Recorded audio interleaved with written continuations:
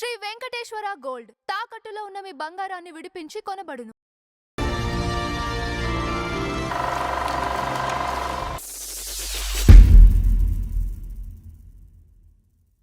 నమస్కారం నందవర్చంద్ర గారు. నమస్కారం అంజబాబు గారు. సార్ ఈరోజు మన ఫ్లాష్ బ్యాక్లో ఎన్టీఆర్ గారికి అంజలీదేవి గారికి ఒక క్లాష్ జరిగింది. కరెక్ట్. ఏంటి కారణం ఏంటి? జరిగింది. క్లాష్ జరగడమే కాదు, 4 సంవత్సరాలు వాళ్ళు కలిసి నటించలా.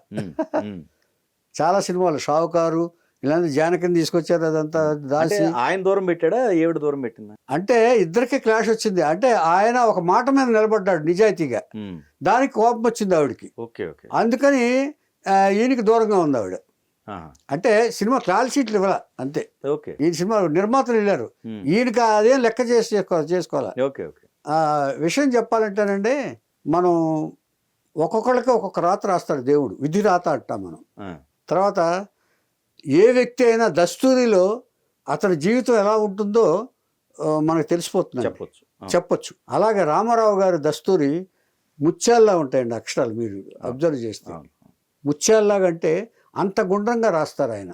అలాగే ఆయన రాత కూడా ఉంటుంది. అలాగే మా గురువు దాసనారాయణరావు గారు రామారావు గారిది పెర్ఫెక్ట్గా అలాగే ఉంటుంది. ఆయన జాతకం కూడా చూసాం మనం. ఏమండి, అలాంటి జీవితాన్ని వెలిగిస్తున్నప్పుడు ఆయన 2 పిక్చర్లు 3 పిక్చర్లు చేసిన తర్వాత రెహమాన్ గారు రామారావు గారిని అందంగా చూపించాడు సినిమాల్లో. కెమెరామెన్ రెహమాన్ అంటే చాలా ఇష్టం ఆయనకి. కొంతకాలం అప్పట్లో రెహమాన్ గారు అంటే చాలా, అసలు అన్ని సినిమాల్లో రెహమాన్ ఉండేవాడు ఆయన. ఏమండి, అలాంటి రెహమాన్ గారికి ఫ్రెండ్ ఒక అతను బాంబేలో నుంచి రామారావు గారితో సినిమా తీయాలని అనుకున్నాడు. సినిమా తీయాలని అనుకున్నప్పుడు రామారావు గారు డేట్స్ ఇప్పించమని రెహమాన్ అడిగాడు. రెహమాన్ దీనికి మీకేంటి లాభం అని రామారావు గారు అడిగారు. అడిగితే నాకు పార్ట్నర్షిప్ ఇస్తానన్నాడు ఆయన. అన్నాడు, అయితే నేను చేస్తాను, వెంటనే డేట్స్ ఇస్తానన్నాడు ఆయన. మీకు ఉపయోగపడుతుంది కదా, ఇస్తాను. అప్పటికి ఆయన ఏది కాదనే స్థితిలో లేడు. 1-2 సినిమాలు ఎన్నో చేశారు అంతే. హీరోయిన్గా అంజలీదేవి గారిని అడిగారు.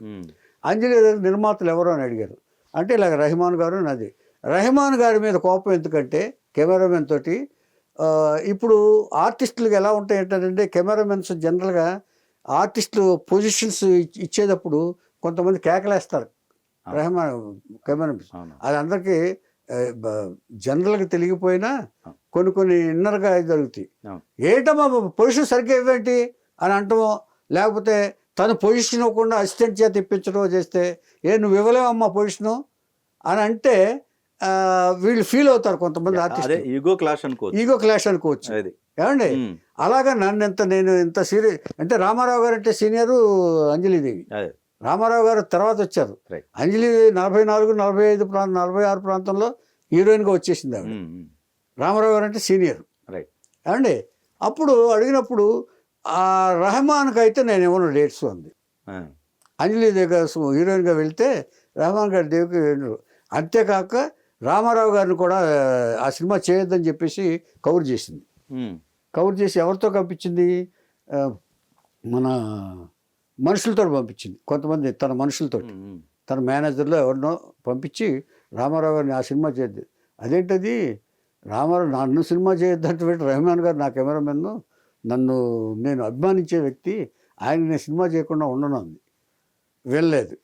వెళ్ళలేదు అంటే ఇచ్చిన మాటకి నిలబడి ఉంటారు. అంటే అప్పటికి రామారావు గారికి కొత్త ఆయన లెక్క ప్రకారం 1-2 సినిమాలు చేశాడు అంతే ఆయన. ఇది అబ్జర్వ్ చేయాలి మనం. ఏమంటే మాట కోసం ఎంత నిలబడ్డారు రామారావు గారు అనడానికి ఒక ఉదాహరణ. తర్వాత ఆయన భర్తను పంపించింది, ఆదినారాయణరావు గారిని.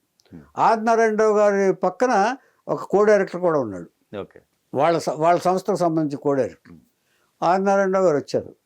మరి అంజలి ఇలాగా వద్దంటుంది, మానేయచ్చు కదా, నీకు ఎక్కువ సినిమాల్లో హీరోయిన్గా కూడా చేయొచ్చు నువ్వు అని ఇచ్చేసారు. ఆదినారాయణరావు గారు, మీరు చెప్పాల్సిన మాట కదా ఇది, ఇంచేతంటే మీరు ఒకవేళ ఆవిడ గారు అంజలీదేవి గారు అలా చెప్తే మీరు ఇందులో తప్పే ఉంది, అది చెప్పాలి. మీరే ఇలా వద్దని నన్ను సినిమా చేయొద్దని చెప్పడం అనేది పద్ధతిగా లేదు ఆదినారాయణరావు గారు, మీరు పెద్దలు, మీరేమనుకోవద్దు అని చెప్పేసి దండం పెట్టి పంపించేశాడు. ఆ సినిమా చేశాడు వేరే వాళ్ళతో, కేవలం మాట. ఇప్పుడు ఎందుకు చెప్తున్నానంటే నేను, అంటే 2 విషయాలు ఆయన గురించి చెప్పుకోవాలండి. పాల వ్యాపారం చేసి ఆయన వచ్చాడు. అది తర్వాత చెప్తాను. పాల వ్యాపారం ఎలా ఎందుకు చేశారో ఏంటనేది తర్వాత చెప్తాను. ఆయన కష్టపడి పైకి వచ్చాడు రామారావు గారు. ఆ ఫ్యామిలీ నెమ్మకూరులో ఉన్నా కూడా చాలా కష్టపడి చదువుకుని, పెదనాన్న వాళ్ళందరూ చదువుకుని వచ్చాడు ఆయన. ఏమంటే బ్రతుకు తెరువు కోసం ఉద్యోగం చేయాలి అక్కర్లేదు. ఆయన గ్రాడ్యుయేషన్ అయిన తర్వాత చేరాడు, ఉద్యోగంలో చేరాడు రిజిస్టర్ ఆఫీస్లో. రిజిస్టర్ ఆఫీస్లో చేరిన తర్వాత ఎవరో లంచాలు తీసుకుని నీకు షేర్ ఇస్తే నాకు షేర్ ఇవ్వటం, లంచాలు తీసుకోవటం ఏంటని చెప్పి వ్యతిరేకించి ఉద్యోగాన్నే రాజీనామా ఎవరైనా చేస్తారా? అంటే ఇవన్నీ మామూలుగా ఇన్ఫర్మేషన్గా చెప్పుకుందాం, కానీ విశ్లేషించి చెప్పుకుంటే ఒక బతుకు తెరువు కోసం తన తండ్రి పడ్డ కష్టాన్ని తీర్చడానికి ఉద్యోగం చేస్తున్న రామారావు గారు తనకి చాలా ఇబ్బందులు వస్తాయి, రేపు బ్రతకడం కష్టం అని కూడా తెలుసు కూడా ఉన్న ఉద్యోగాన్ని వదిలేశాడు. ఎందుకంటే నీతి కోసం. నేను చెప్పబోయేది ఎందుకంటే నీతి కోసం. ఎందుకంటే లంచాన్ని యాక్సెప్ట్ చేయలేదు. అంటే గవర్నమెంట్ ఉద్యోగం అంటే కొన్ని సంవత్సరాల పాటు జీవితాన్ని నడిపే ఉద్యోగం, అది బ్రతుకు తెరువు చూపించే ఉద్యోగం, అది అవసరాలు ఉండి కూడా అవసరం, ఖచ్చితంగా అవసరం. తండ్రి కష్టంతో బతికాడు ఆయన. తండ్రి అక్కడ ఊరు నుంచి రామారావు గారు చదువు కోసం బెజవాడ వచ్చి నానా కష్టాలు పడ్డాడు ఆయన తండ్రి. అది తెలిసి కూడా ఈయన నాకు లంచం అంటే ఇష్టం లేదు, నేను లంచాలు తీసుకోను, లంచాలు తీసుకుని ఆఫీసులో కూడా పనిచేయనని బయటకు వచ్చేసారంటే రామారావు గారి నీతి ఇది. ఈ పెద్దల దగ్గర నుంచి గ్రహించుకోవాల్సింది. ప్రవచనాలు విని ఆచరించటం ఇవన్నీ కూడా దేనికంటే ఇలాంటి దీనికోసమే. ఆదర్శవంతుల గురించి ఆదర్శాలు తెలుసుకోవాలి, మనం పాటించాలి. అది అందుకనే మనం చెప్పుకునేది. ఇప్పుడు ఏమండి ఆయన చేసిన ఇప్పుడు మద్యపాన నిషేధం ఉందండి, ఎవరికైనా సాధ్యం అది. అంచేత ఆయన కేవలం ప్రజలకి ఉపయోగపడటానికి ఆ రాజకీయాలకు వచ్చాడు. ఏమంటే పీక్ టైంలో ఎవరైనా వస్తారో దాదాపుగా అప్పుడు రోజుకి ఇన్ని లక్షలని ఇస్తున్నారండి ఆయనకి. ఆ టైంలో రాజకీయానికి వచ్చాడు. ఆ తర్వాత ఇప్పుడు అలాగా రామారావు గారు రెహమాన్కి చేసి అలాగా 4 సంవత్సరాలు అంజలిదేవికి ఈయనకి కుదరలే సినిమాలు. విజయవాడ చిత్రాలన్నీ అంజలిదేవి చేయాల్సిన షావుకారు కూడా జానకిని పెట్టారు. దాసి ఇంకో కొన్ని సినిమాలు ఏవో ఉన్నాయి పేర్లు అప్పట్లో, పాత సినిమాలు 5-6 సినిమాలు అంజలిదేవి చేయాల్సిన సినిమాలు రామారావు గారితో చేయలే. అలాగా అంజలిదేవి కనుక చేయుంటే అవకాశం ఉండేదా? సీత క్యారెక్టర్ ఉండేదా? ఆ తర్వాత కాంప్రమైజ్ అయ్యారులే. ఆ తర్వాత ఏదో అలాగా. అంటే రామారావు గారి నిజాయితీ తర్వాత తెలుసుకున్నారు ఆవిడ, అంజలిదేవి గారు. ఆయన తెలుసుకున్నారు కాబట్టే ఆంధ్ర ప్రజల దృష్టిలో సీతమ్మగా నిలబడిపోయింది ఆవిడ. ఇంకా నోబడి రీప్లేస్ అంజలిదేవి గారి లాగా సీతమ్మలాగా క్యారెక్టర్లు నిలబడిన వాళ్ళు ఎవరూ లేరు. బికాజ్ రామారావు గారి వల్ల అది. అంచేత ఇద్దరు చెప్పొచ్చేది ఏంటంటే రామారావు గారి మాట నిలకడతనం, మాట ఇచ్చిన మాట నిలబెట్టుకోవటం అనేది.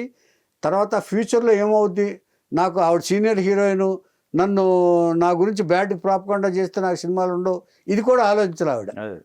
ఆయన రామారావు గారు అంచేత నేను మాట ఇచ్చాను రెహమాన్కి, నా కెమెరామెన్కి నేను మాట ఇచ్చాను, ఆయనకి పార్ట్నర్షిప్ ఇస్తున్నారు, అంచేత నేను ఉపయోగపడాలి అని చెప్పేసి ఆయన ఇచ్చేసాడు. ఆయన ఇది రామారావు గారి నిజాయితీ గురించి ఇది చెప్పుకోవడం అవసరం అని చెప్తున్నాను. ఎందుకంటే ఎవరికైనా కొంత ఇబ్బంది అయినా సరే మనం జీవితంలో ముందు లౌక్యంగా వెళుతూ లైఫ్ కోసం లౌక్యంగా పాటించడం అవసరం, కానీ కొంతకాలం అయిపోయిన తర్వాత మనం నిజాయితీగా బతకడం అనేది జీవితానికి అవసరం అండి.